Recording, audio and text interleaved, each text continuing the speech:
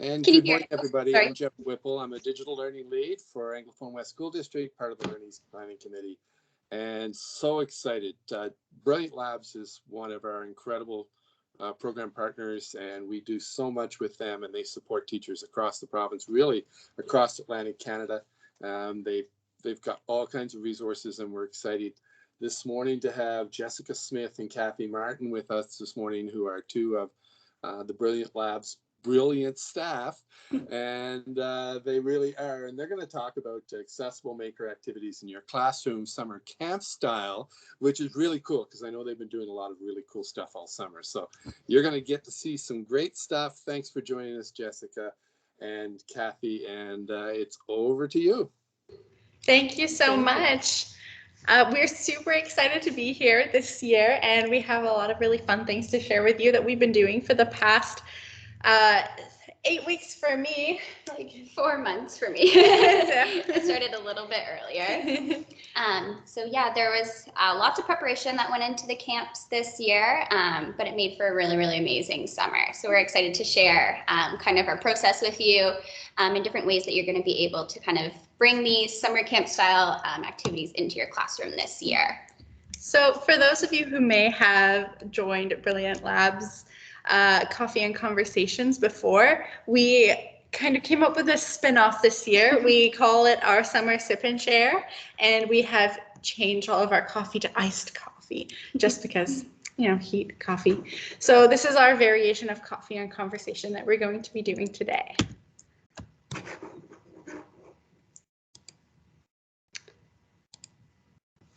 Okay, all right. So our summer camps, like Jess said, ran for 8 weeks this summer.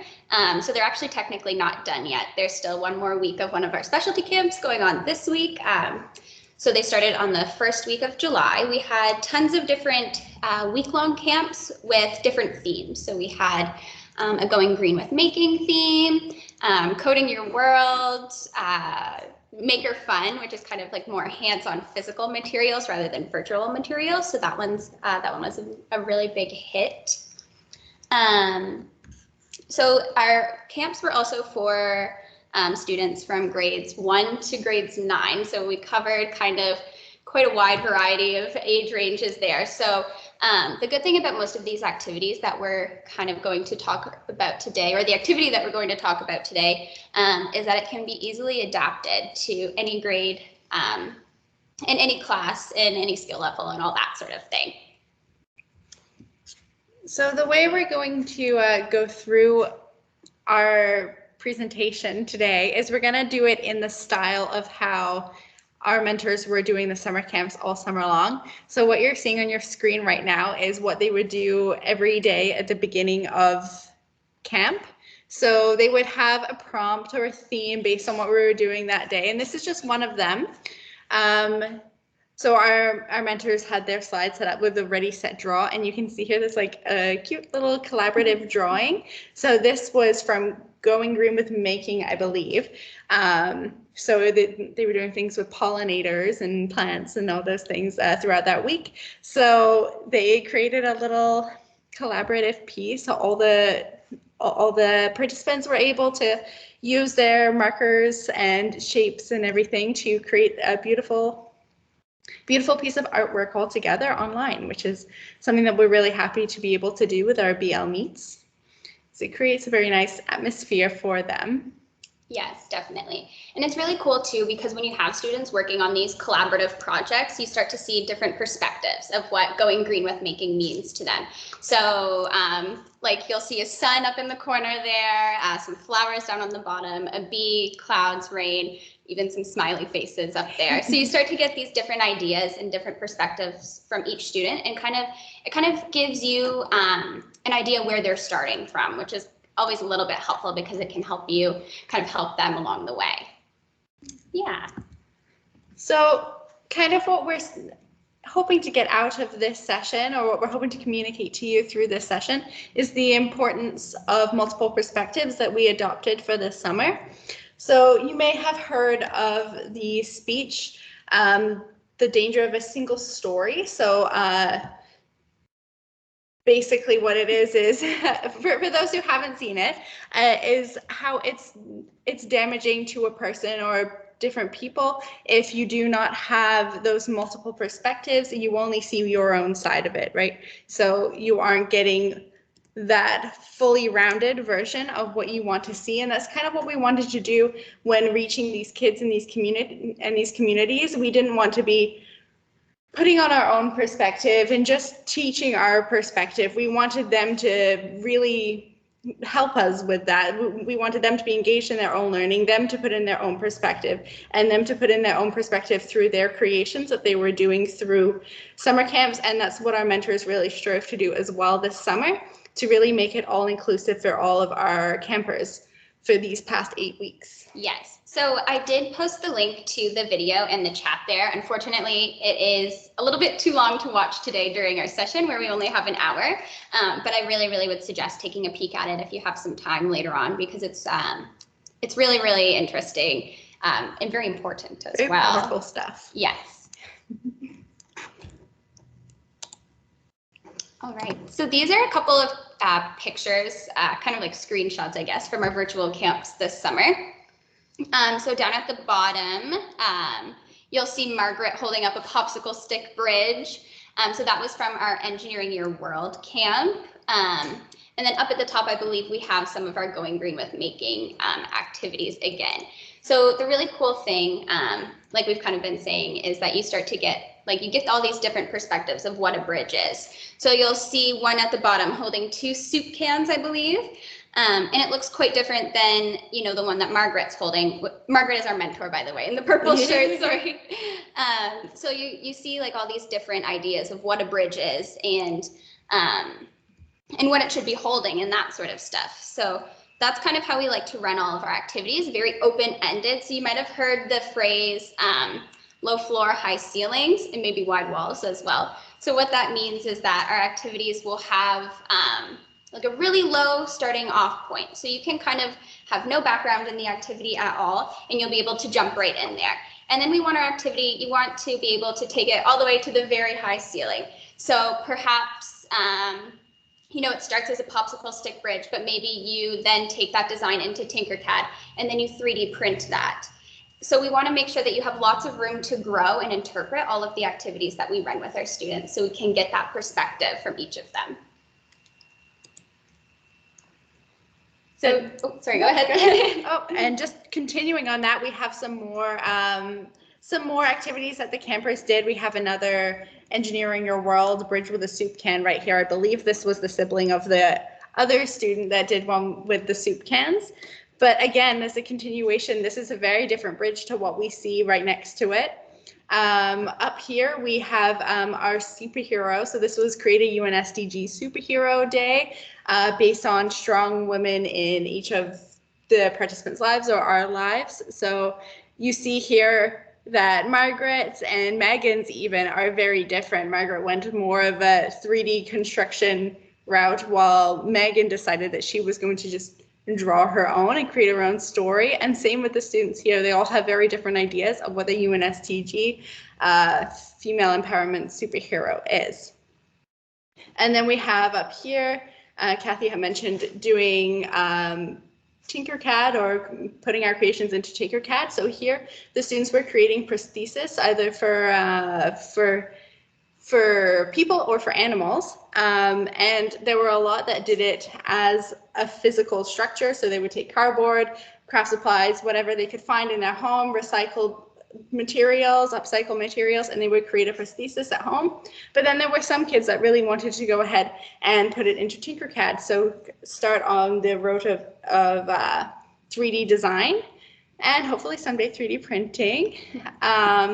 And then down here, this is a flashback to our Going Green with Making. So creating, I believe this was the natural habitat for animals. So animals in captivity, creating an environment for them that is ethical.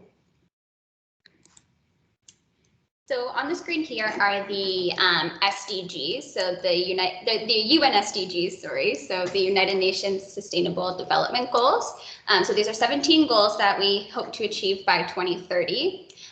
So all of our summer camps this year and in previous years, last year as well, we tried to make sure that every activity related to at least one of the goals.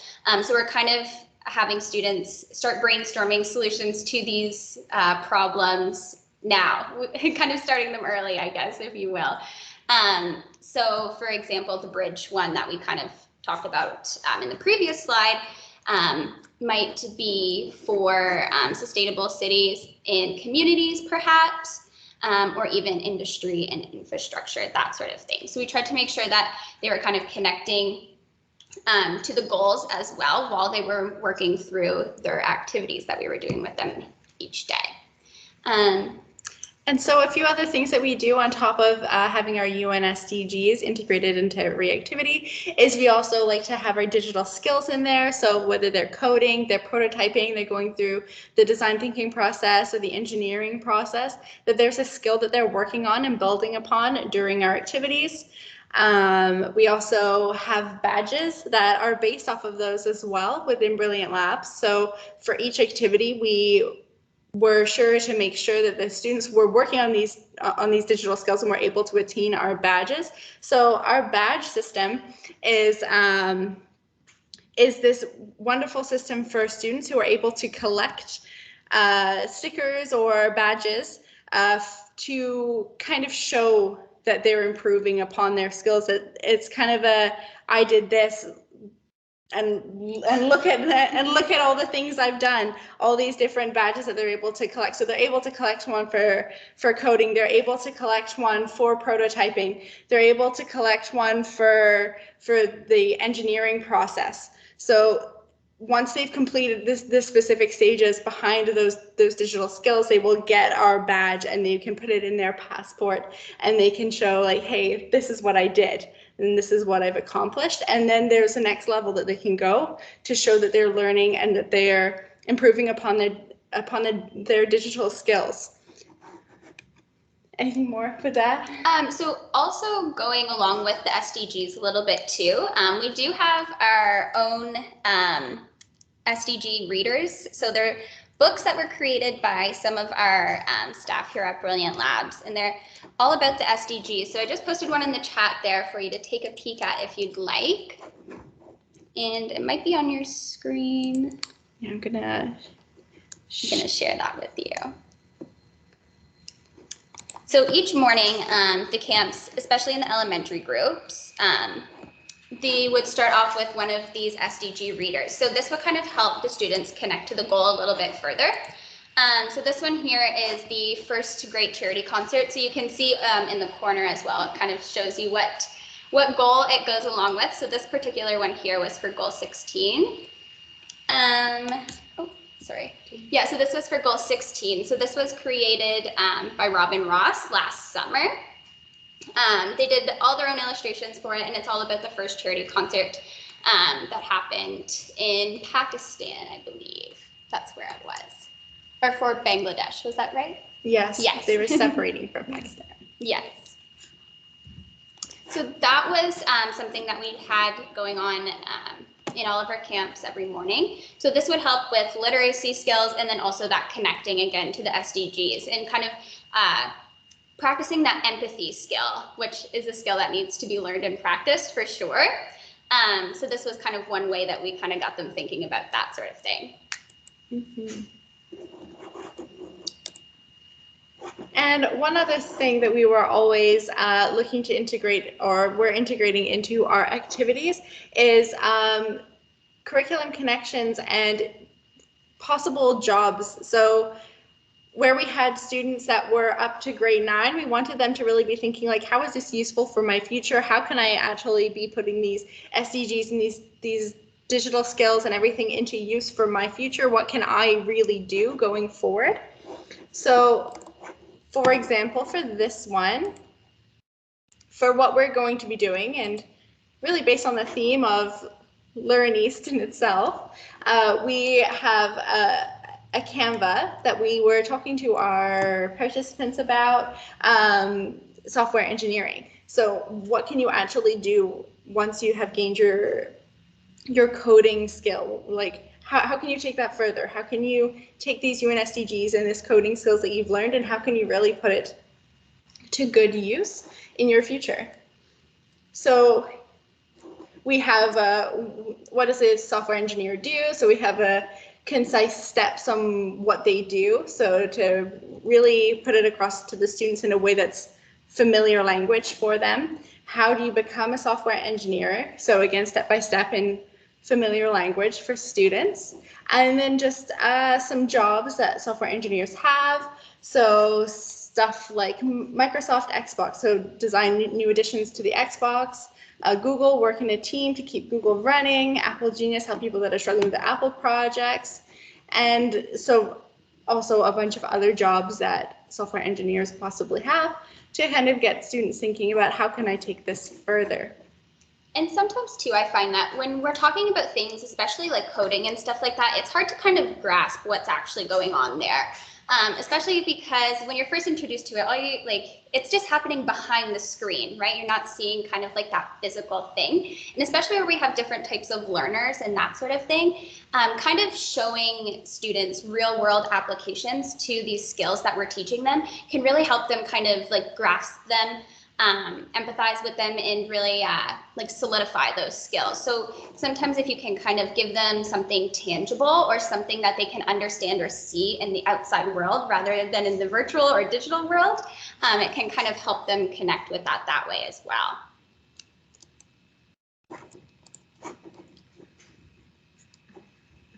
So getting started on our activity. Yes. So we are going to be using Scratch to create a virtual Gammograph. So I didn't know what an Gammograph was at first. It's a word I had never heard before. So this is an Gammograph, and it adopts our theme of different perspectives. So I'm not sure how well you can see this, but it's basically an accordion style piece of paper.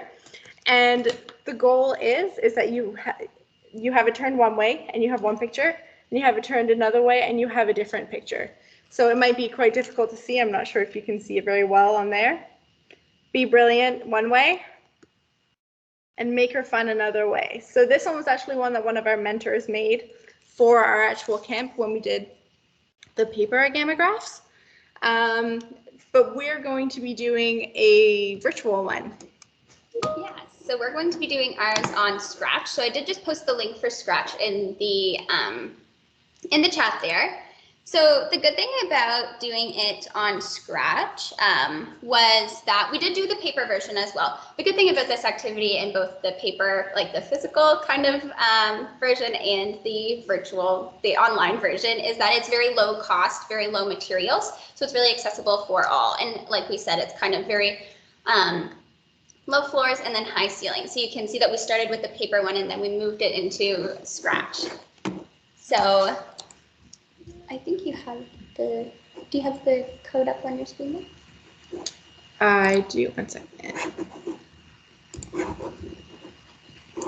So we're just going to grab an example of one that Jess had made earlier this week to kind of show you how we interpreted this project into Scratch. So again, going off of different perspectives, we used the pen function to kind of draw a pattern one way, and then using a different button, it creates a different pattern the opposite way. And then when you put them together, it's again another perspective, a different picture to look at. So if I hit the green flag, starts out blank. When I hit the up button, so the up arrow, it shows us this one image, and the down arrow, it shows us a different image. And with this specific Gammograph, while it's not necessarily one picture showing something one way and another picture showing something another way, it is showing the difference that a slight angle can change. So you'll see with this one, we have our square, and with this one, we have our pentagon. So we have two different shapes only slightly different with the addition of one additional side, but it creates a very different image. It creates a very different pattern, and it's just with the change of a couple of parts within the code, not even a whole new line of code. So if we want to look inside, we just have a quick look at what we did.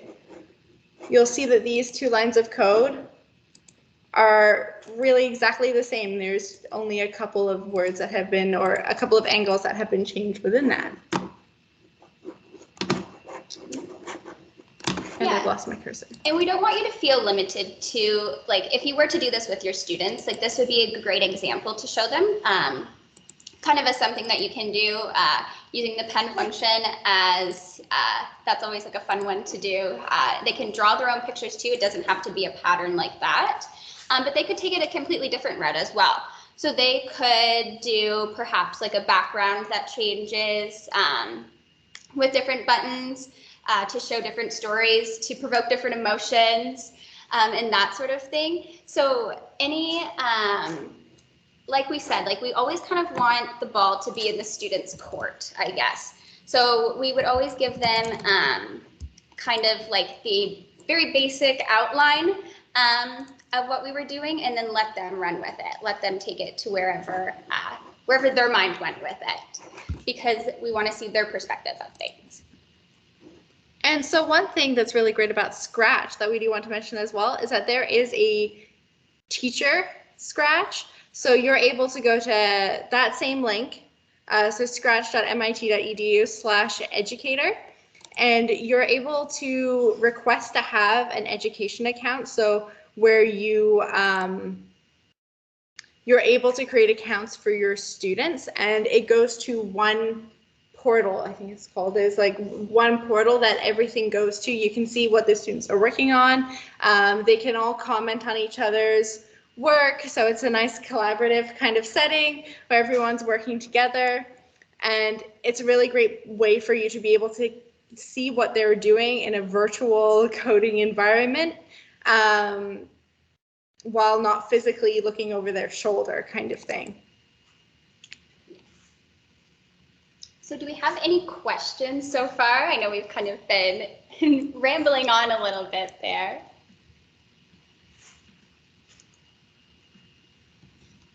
I don't see anything in the chat. Okay.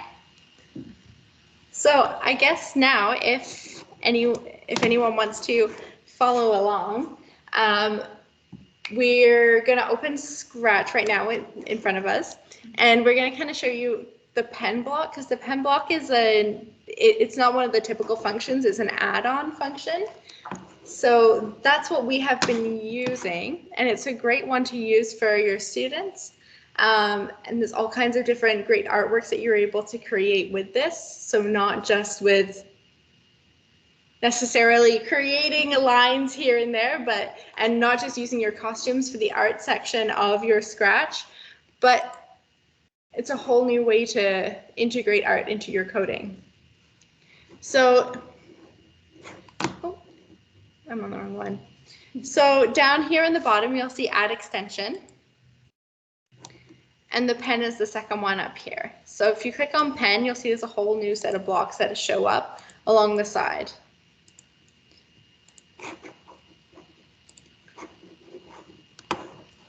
And again, if you're not familiar with Scratch, make sure that when you're starting, you have your event blocks.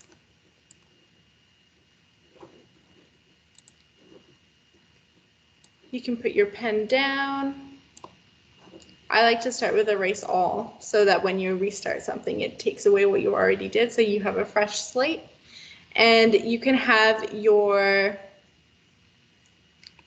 Scratchcat as your pen, essentially.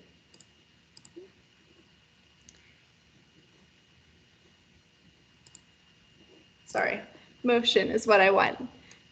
So I'm just gonna have my Scratchcat glide to a random position when I hit my space key. And so with my pen down, it just creates literally like you're drawing, but online coding. So that's just like very basically what your pen does. And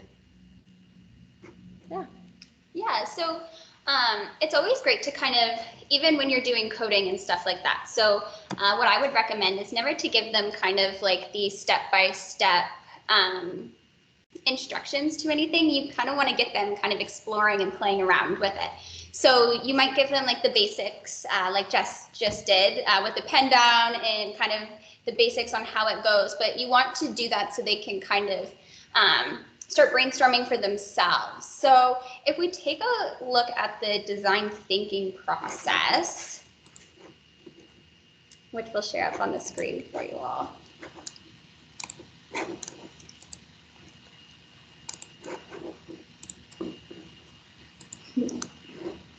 So this is kind of a great way to frame all of your projects that you might be doing with your students. And this is how we kind of did it in our summer camps. So there would be that call to make. So this is the moment where someone becomes a maker. So that could be anything at all. That could be, I don't know, my toothpaste is running low and now I need something to help me squeeze it out. What am I going to make? In that moment, I turn from a regular person to a maker. So from there, you move into your empathize block. So this is kind of when you start thinking about who is this helping? In this case, I guess it's helping me get my toothpaste out of my tube, but it's also helping maybe my roommates, my friends, whoever's using my toothpaste. Maybe it's going to help people who have arthritis in their hands or something like that. So you start to think, when is this going to be used? Who is going to use this? And that kind of carries right over into define. So this is when you really start to say, okay, how big is it going to be? Who's going to be using it? You kind of start setting those barriers for yourself while still keeping a very wide, low floor, high ceilings, wide walls. But this is the barriers, or the parameters, sorry, is a better word to be using, that's coming from the student. So not necessarily set by you. It's kind of them deciding what their project is going to be rather than you telling them. That's always kind of like how I like to think about it. Yeah. So ideate is kind of my favorite step, I guess. This is kind of the step where anything goes. So you want those students to just start putting their ideas down. What are we going to be using? What kind of materials? That sort of stuff. It's kind of the time where you put everything out on the table. There's nothing that is a bad idea. Sometimes the craziest ideas turn out to be the best ones. So I always say that's the step where anything goes. So then you move into your prototype kind of stage here. So prototyping is probably a word you're all familiar with. It's when you build the first one. So this is a great time to kind of decide what materials did work, what maybe not. It's a great time to test out, the size, all that sort of stuff. Just work through what this project is actually going to be, either turning it into maybe like a physical thing that you can hold, or maybe it's even creating like a 3D design mock-up on Tinkercad or something like that. So that's your prototyping stage. It's kind of when it turns into something that you can see almost, I guess. Yeah, something concrete. Yeah. So then it moves into your test stage. So this is when we're trying it out. Did it work? Did that toothpaste get out of the tube? Hopefully, right? Oh, do we have a question? No? So yeah, this is when you're testing it out. Did it work? Did it not? That sort of stuff. So something super interesting that you'll see here are these blue arrows kind of bringing you back around in the circle. So you can definitely tell that it's not like a straight line. It's never just from the call to make to the test, perfect, we're ready to go. I mean, it'd be great if it were, but very little does that happen, right? We kind of make mistakes along the way. Things get messed up, they don't work. So we go from that test stage maybe back to ideate, or even back all the way to define. So we kind of try again until it turns out to be what we want. So this is something that I like to introduce to every student I interact with, because it's a great way for them to learn, that mistakes aren't really a bad thing. It's just kind of part of the process. And that applies to using Scratch and stuff like that as well. So In this case, we're talking about different perspectives, but perspectives on what? So you might ask them with their Gammograph, their Scratch Gammograph, to draw something or to create a scene that represents summer to them or something like that. So that would be kind of like their call to make. And then they move through this process here. So while it is a digital skill that they're learning, they are learning Scratch and how to use the pen function and all of that stuff. They're also taking themselves through these steps here, and they're empathizing and they're defining, and they really are becoming makers in this moment. They're not just following a step-by-step instructions, which is something that's always very important to me, because that is when you get the differences in projects, right? So if we gave them just the pen function code that we showed you, we don't get the same ones, and that'd be pretty boring. We don't want to see that. We want to see tons of different ones, right? So yeah. It's also when they become really passionate about it too. Because when it's their own call to make, when it's one that they have come up with, like the toothpaste problem was very personal to Kathy. And then Kathy's thinking about, like, how does it affect her? How does it affect her roommates? How does it affect people in her life? Maybe she knows someone that has arthritis and needs that helping hand to get the toothpaste out of the tube. So then it becomes personal and becomes a more passionate project that she wants to continue. So when she gets to that cyclical going from test back to define or back to ideate, then she's very connected. Almost. Yeah, connected, resilient. She wants to keep going. So all those failures that she's going through whenever the prototype maybe doesn't work out the first time or the second time or the third time, she's going to keep going because this is something that she's passionate about, she came up with, she empathizes with, and it's her project. Yes. It's also a great way to reach students that might not be interested in the initial project. If you kind of give it back to them, like give the power back to them, they tend to be, like you were saying, a lot more passionate about it. Mm-hmm. They'll be maybe hopefully a little bit more willing to participate. They hopefully will enjoy it a bit more too, because we do want them to enjoy their projects, whether it's in summer camps or in the classrooms. We want them to be happy about what they're making, and we want them to see those real world connections with them. So while yes, we are drawing pictures on Scratch, it can grow into so much more. So it's kind of like, that starting point for them. Yeah. Yeah. And I always like to think about it as well is the way that you're able to integrate your different passions into Scratch and into things like this. Like, I was never someone who enjoyed coding. I didn't like it. I didn't like science. I wasn't a math person at all until I started with Brilliant Labs, and I learned that mindset about how everything is interconnected in its own way. In Scratch, I can be doing art if I want to. In Scratch, I can write a story if I want to. So even though it's coding, and every now and again I have to get into algorithms and figuring out like all these different mathematical concepts, it takes on what I'm passionate about, and it teaches me something else that maybe I'm not so passionate about, but then I find a passion for that. Now I love coding and math and science, and it's because of that mindset that I learned through Brilliant Labs here. So that's something that I really love seeing in students as well. They say, oh, I don't want to code. I don't like coding. And I say, well, how about we start with making a game?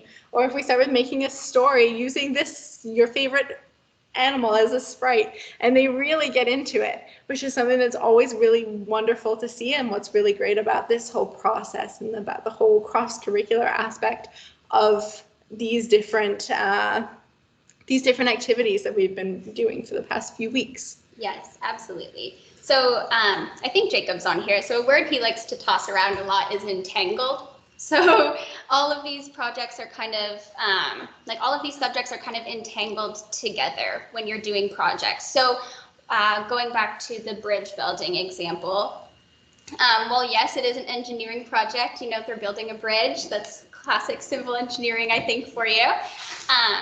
They don't want it to be this eyesore in their city where they're putting it. So they're bringing in that art aspect. They're going to make it pretty. They're going to make it aesthetically pleasing. They're going to be using math, to calculate their angles or the length, the height, that sort of stuff. Perhaps they're going to write a story about their bridge and how it came to be and what it was used for. So yes, while it is kind of, again, it is all entangled together. Yeah, like you were saying, Jess. So So one thing that maybe I hope that you've been doing is you've been exploring that pen function on Scratch. So one thing that we do during our camps is we do like to have like that quick introduction that Kathy was saying, like you have that basic, this is how you use this concept, and this is the general idea for today. So we're going to focus on this SDG and this digital skill, and we're going to earn this badge, and this is the platform we're going to use, and here's basically how you use it. And then the campers will go off and make it, but during that time that they're making it, we're having a big discussion. So whatever that is of that day. So for us, it's perspectives. So perspectives in making and perspectives in different backgrounds. So that's what we always like to have with our campers. And at the end of the session, they will be coming back with something that they've created, hopefully inspired by the conversation that the mentors and the other participants have been having. So you're getting a little bit of a taste of what we did this summer. So we're going to be talking at you, and please turn on your mic and talk back as well if you want.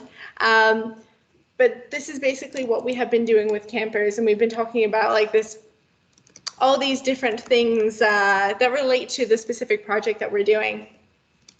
So one thing as well that one of our mentors as well was talking about was how perspectives is very important, especially now in this new environment. We've been living with COVID for over a year now, but there's been so many different social movements that have been happening in that time, and it's so incredibly important for all these different students to be able to have their perspectives and their side of the story known. So that's one thing that we like to do with this project, with the Gammograph, is maybe you see something one way and then you click a button, you see the other way, or you shift your piece of paper one way and you look at it another way.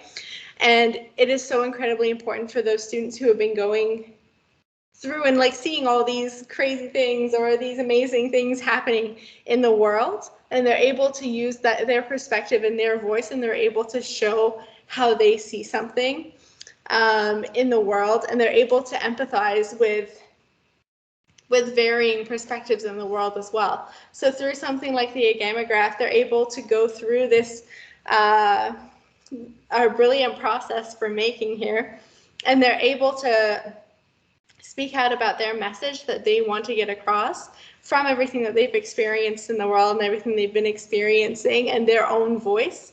And they're able to go through this call to make, and they're able to show what they think and what they see, which is something that we think is very wonderful about the Gammograph. And one way as well, just throwing this out there as well, is you're able to take this Gammograph, and not only do you put it on Scratch, and not only do you make your two-dimensional two sides of your Gammograph, you're able to take it even further. You're able to make this 3 different perspectives. We see many different ones where they have the back as one image, and then you turn it and there's another image, and then there's another one. I've seen videos of amazing artists who have taken pieces of wood, and that's basically like a giant rectangular prism, and they've made 4 different perspectives using that. So in there, they're using woodworking and all these different types of things. So really, this project can be taken in so many different ways. It can be coding, it can be art, like art on a piece of paper, and art using woodworking. So one thing I want to share as well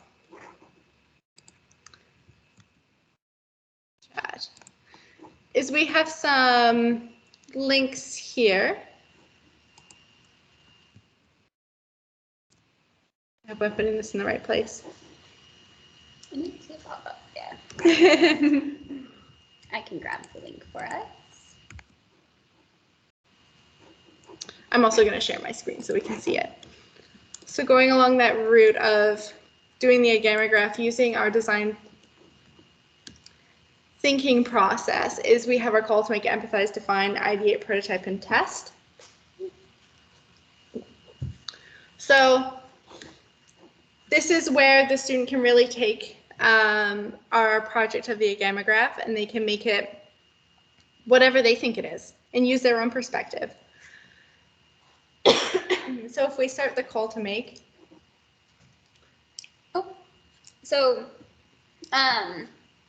The call to make could be, for the example that we have here up on the screen, the call to make could be inspiring a campaign of creating universal, accessible, and affordable education for everyone. So what if that were our call to make? So perhaps that was the art or the message that they would be trying to share through their Gammograph.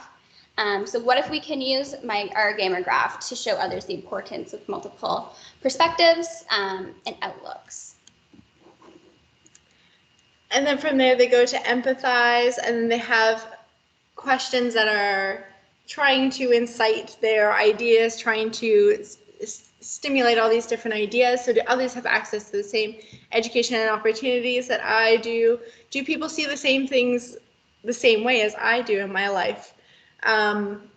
Do I know anyone who has limitations when it comes to resources in school? So in this Maker Fund, we're going in the way of education. So that's the perspective that we're taking for this one. But again, based on the call to make, it really, like, the students can take it any way that they want to. And then we go into define, so who's the target audience of your Gammograph art? How will you use it to raise awareness for your message? What tools and resources will you use? Ideate, so how will you grab other people's attention? How do you ensure that you're passing on your message? Prototype, so how are you able to use the pen function on Scratch to make this work? What colors have you been using to make your artwork? What perspectives are you showing? How are you going to show them? So we decided to show it using the up and down buttons. We switch it over, but there's many different ways that you're able to do it. And does my Gammograph demonstrate perspectives I wanted it to show and test? So did this actually work? Did it get across the message I wanted it to? Do I have to go back to ideate? Do I have to go back to define? So this is the steps that the students are going through when they're looking at this digital Scratch Gammograph. You want to add anything to that? No, I think that was great. And so from there, I can't get to my tab at the top. Oh. Oh, and also, I do want to point out that we do have all of our things in French as well, because we are a bilingual organization. So we do have all of our stuff, our fun creative, there's Scratch Gammograph in French, and all of our pourquoi créer, empathy, and définir, and everything in French. And I just can't get to my... Are you looking to the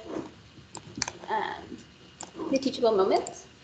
Oh, I think I got it. Oh, do I got it? Yeah. Perfect. So then we have our teachable moments questions, and this is where we're really trying to implement our cross-curricular thinking, or trying to get this framed in a way that you can take it any way at all. So this is what we're seeing again about how maybe your student isn't passionate about this thing, but they're very passionate about this thing, and how to bring them together to create a wonderful project that's their own perspective, that's their own passion, that's something that they're eager to learn about, something that they're a skill that they're eager to improve upon. So we have multiple different teachable moments in all different kinds of subjects that we are aiming to get across. So we have our math, we have our language arts, we have our science, we even have art, phys ed, health. So all of these different ways to try and influence it. And this might help your student, even if they see these prompting questions. How can I turn this into something that I'm going to engage with? How can I turn this into something that I'm interested in?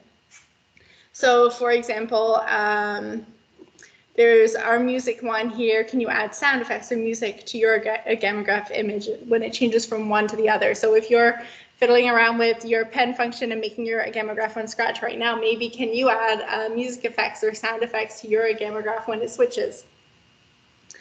Our phys ed one, program your Gammograph to teach people exercise movements. So maybe you take your Gammograph in the direction of you're teaching people about health rather than about education and different perspectives in education. Maybe you're teaching people about health and how to stay fit and how to eat well and maybe even mental and emotional well-being.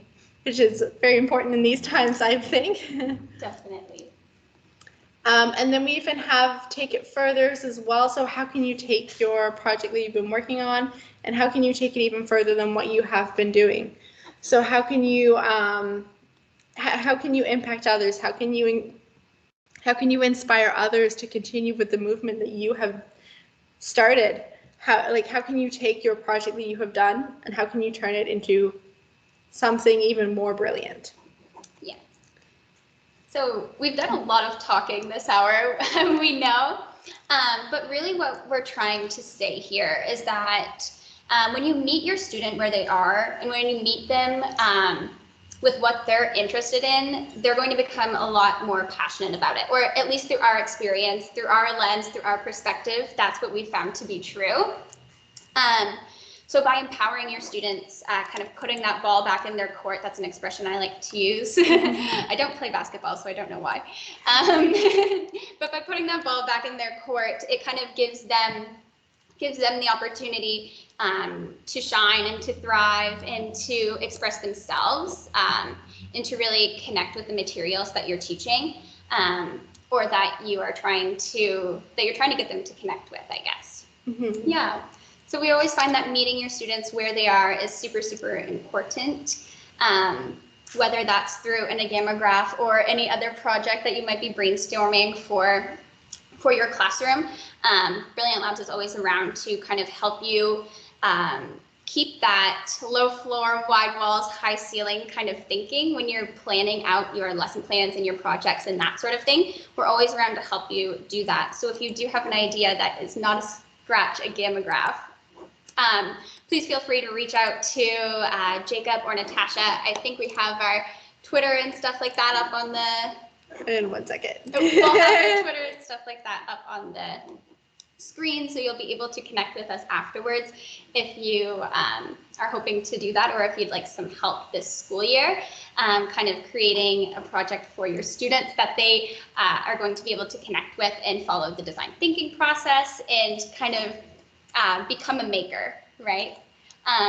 So now I think we have just about 10 minutes left.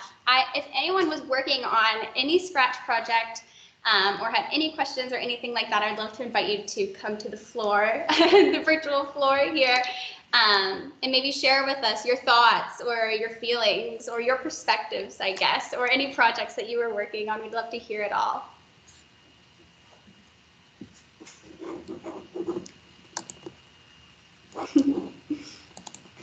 I know for a lot of my things that I did for Scratch, I got a lot of my inspiration from other people who were doing similar things, like similar Gammographs. That's one great resource as well that Scratch provides for us. If anybody would like a copy or the link to Jess's project, the Scratch Gammograph, it's becoming a tongue twister, we're able to post it in the chat here for you as well. So you're able to take a peek kind of on your own time. I know sometimes it's hard to follow along when there's kind of all this talking, all this, like there's so much going on. So we'll post in the chat as well. So you're able to take a peek for yourselves afterwards, and hopefully it will inspire you a little bit. That kind of reminds me too, that was something else that happened a lot in our summer camps. And we kind of found that if the students were feeling engaged enough, if they didn't finish their project in the hour-long summer camp that they were doing, or that they had in the mornings, they would come the next day with their project complete. So they were kind of taking these outside of the class time or the camp time, and kind of connecting with these skills on their own, which was really, really cool to watch, I found. Yeah. You'd have all the participants coming in the morning, and you'd be ready to start a new activity, and they'd come in and say, oh, I just really want to share what we did yesterday because I kept working on it last night and I'm really excited about it. So they'd really continue like way into their evening to work on something that could be like a classroom subject. It's wonderful. Yes, it was great to see them connecting with the materials that we, or with the concepts, I guess, that we were using and exploring during summer camp. So it was really awesome. Yeah. It's amazing the knowledge that kids have nowadays about things related to the UN SDGs. So kids are talking all the time about, you know, like the climate crisis and how to help this animal or this animal, or just amazing things that they have the knowledge of and that they're interested in talking about and that they're interested in taking further. It kind of blows me away, because when I was younger, I don't think I was that engaged in those different things, but kids are amazing with talking about these different things, and they want to talk about it and they want to learn about it, and they have such great ideas. Yes. Yeah, I always feel that if you give them the opportunity and the platform to do so, they will really, really surprise you for sure. Or maybe not surprise, but they'll blow you away. That's for sure. They're so intelligent and so passionate when you let them be. So that's always my favorite part about these really open-ended projects is watching the kids, like that light bulb moment when they really just connect with that material or with that concept or that project or question or SDG or what have you. It's really something beautiful to watch. So it is. Yeah.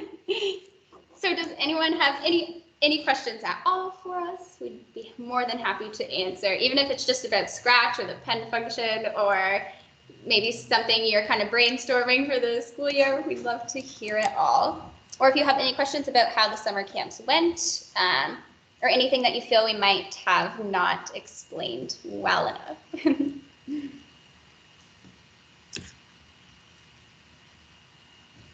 Oh, thank you, Crystal. Yes, for me, it's always about the students' passions. That's what we love to see shine through. Awesome. Well, thank you so much, everyone. It was such a pleasure to speak with you all today. I think we ended just a little bit shy. Cool.